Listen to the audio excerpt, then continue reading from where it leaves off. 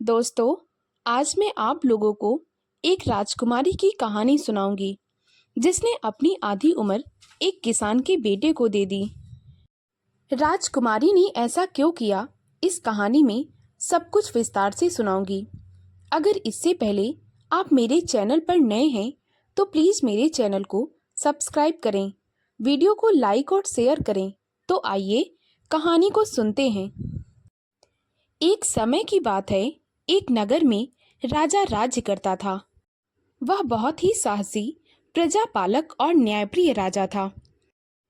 राजा की जिंदगी में उसकी प्रजा उसके लिए सब कुछ थी। ऐसा लगता था मानो वह अपनी प्रजा के लिए ही जीता हो। उसके दरबार के द्वार हमेशा खुले रहते थे, रात हो या दिन। अगर किसी को कोई भी समस्या होती थी, वह राजा के पास आता था और राजा उसका तुरंत निवारण करता था।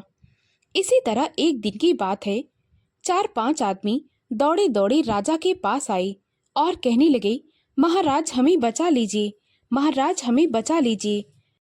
तभी राजा ने दोनों को सांत्वना देते हुए कहा, पहले तो तुम लोग शांत हो जाओ और उसके बाद आराम से बताओ क्या हुआ है। वे आदमी राजा से कहने लगे, महाराज कुछ दिनों से हमारे गांव में ना जाने क्या हो रहा है।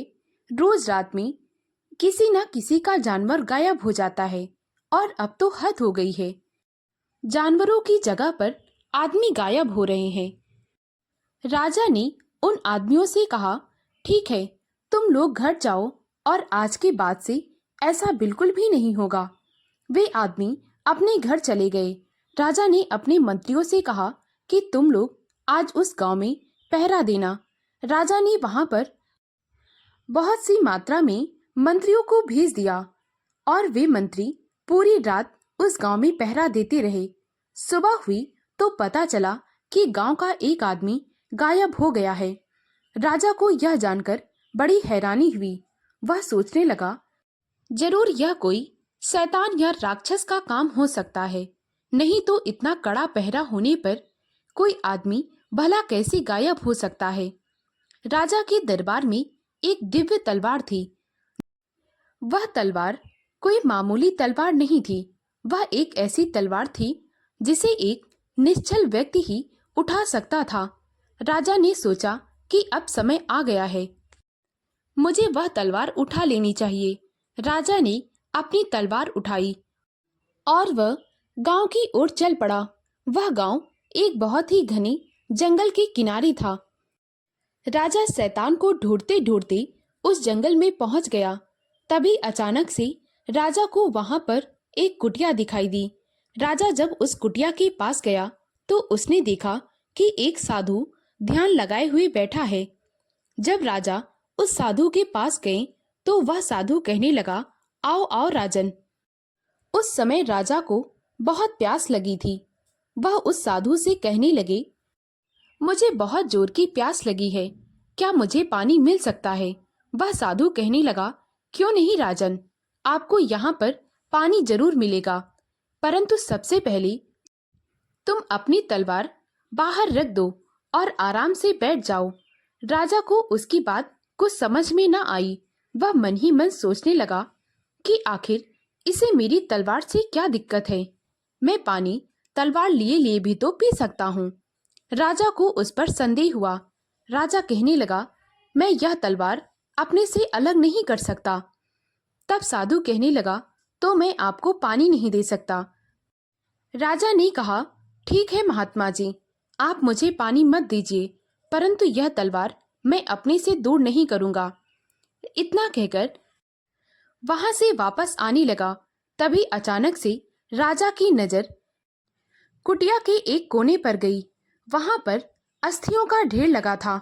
राजा को कुछ समझ में न आया कि एक साधु की कुटिया के पास इतनी सारी हड्डियां क्या कर रही हैं। महात्मा साधु तो ऐसे होते हैं कि वे मांस और हड्डियों को हाथ भी नहीं लगाते। राजा को उस पर पूरी तरह से संदेह हो गया। वह समझ गया कि आज तक गांव में जो लोग और जानवर गायब होते आ रहे हैं, वह हो न हो इसी साधु का किया धरा है। राजा अचानक से फिर से उस साधु के पास पहुंच गया और कहने लगा, तुम कौन हो? क्योंकि तुम एक साधु नहीं हो, इसीलिए तुम अपनी सच्चाई बता दो। राजा की यह बात सुनकर वह साधु समझ गया कि राजा के पास यह दिव्य तलवार है जिससे वह उसे मार सकता है। इसीलिए तुरंत साधु उठा और एक राक्षस के रूप में बदल गया और देखते ही देखते वहां से राक्षस और कुटिया दोनों गायब हो गए। राजा ने भगवान का शुक्रिया किया और वापस लौटकर गांव आ गया। उस समय लगभग आधी रात हो गई थी। राजा गांव वालों से कहने लगा, अब तुम लोगों को चिंता करने की कोई बात नहीं है, क्योंकि जो राक्षस इस गांव के आदमी और जानवरों को खा रहा था वह यहाँ से गायब हो गया है और कभी लौटकर वापस नहीं आएगा। गांव के सभी लोग बहुत प्रसन्न हुए और वे राजा को शुक्रिया करने लगे। तभी उनमें से एक किसान राजा से कहने लगा, महाराज, अब आधी रात हो गई है, आप आज यहीं ठहर जाएं, क्योंकि राज दरबार पहुंचने में अभी आपको समय लगेगा। राजा ने किसान की बात मान ली और वह किसान के घर पर ही रुक गया। राजा और किसान उसके घर के बाहर सोए हुए थे। तभी अचानक से राजा की नजर एक औरत पर पड़ी जो कि किसान के घर से बाहर निकल रही थी। राजा तुरंत उठा और उस औरत के पास गया। वह कहने लगा, तुम कौन हो और किसान के घर में आधी रात क्या करने गई थी? तभी वह औरत कहने लगी, मैं भाग्य की देवी हूँ। मैं किसान के होने वाले बेटे का भाग्य लिखने गई थी। अभी अभी किसान की पत्नी ने एक पुत्र को जन्म दिया है। मैं उसी का भाग्य लिखकर आ रही हूँ। राजा बहुत प्रसन्न हुआ। उसने देवी को प्रणाम किया और कहने लगा, तो क्या लिखा है आपने किसान के बेटे के भाग्य में? वह देवी कहने लगी, मुझे बहुत दुख के साथ कहना पड़ रहा है कि किसान के बेटे की उम्र सिर्फ 16 साल की है। वह 16 साल में मर जाएगा। यह सुनकर राजा कहने लगा, आप भाग्य की देवी हो, तो आपने उसके भाग्य में ऐसा क्यों लिखा? तभी वह भाग्य की देवी कहने लगी, इसमें मेरी कोई गलती नहीं है। जितना मुझसे कहा गया मैंने उतना किया। उसके बाद वह भाग्य की देवी कहने लगी, राजा, आपकी रानी ने भी एक बेटी को जन्म दिया है। आज रात मैंने उसका भी भाग्य लिखा है। उसकी उम्र 200 साल है। राजा यह सुनकर बहुत हैरान रह गया। वह सोचने लगा कि उसकी बेटी की आयु 200 साल है। राजा देवी से कुछ कहता उससे पहले वह वहां से जा चुकी थी। राजा चुपचाप सो गया। किसान ने सुबह सुबह राजा को मिठाई खिलाई और वह बहुत प्रसन्न था। प्रसन्न क्यों ना होता, आखिर उसके घर में एक बेटे का जन्म हुआ था। राजा किसान से कहने लगा, मेरी बात मानो तो तुम अपने बेटे का विवाह 12 वर्ष की आयु में कर देना। किसान को यह बात कुछ समझ में ना आई, परंतु वह राजा की बात को टाल नहीं सकता था। इसीलिए उसने कहा, ठीक है महाराज, जैसे ही मेरा बेटा 12 साल का होगा मैं उसका विवाह कर दूंगा। थोड़ी देर बाद राजा ने किसान से और पूरे गांव वालों से अलविदा ली और राजमहल वापस आ गया। राजमहल आते ही राजा को एक दासी खुशखबरी देने आई कि रानी ने एक बेटी को जन्मा है। राजा तो पहले से ही जानता था, परंतु उसने किसी से कुछ ना कहा। वह अपनी रानी के पास गया और उसने अपनी बेटी को गोद में उठाया। राजा अपनी बेटी को जी जान से प्यार करता था। धीरे धीरे समय बीतता गया। राजा अपने राज्य कामों में इतना व्यस्त हो गया कि उसे समय का पता ना चला। राजा को किसान और उसके बेटे के बारे में भी कुछ याद ना रहा। उधर किसान को भी यह बात याद ना रही कि राजा ने 12 वर्ष में अपने बेटे का विवाह करने के लिए कहा था। 15 वर्ष बीत गए थे। जब 16वां वर्ष लगा तो किसान को एक दिन याद आ गया कि राजा ने उससे कहा था कि अपने बेटे का विवाह 12 वर्ष की आयु में कर देना। किसान ने अपने बेटे के लिए एक लड़की ढूंढनी शुरू कर दी और कुछ दिनों के बाद किसान ने अपने बेटे का विवाह दूसरे गांव के किसान की बेटी के साथ तय कर दिया।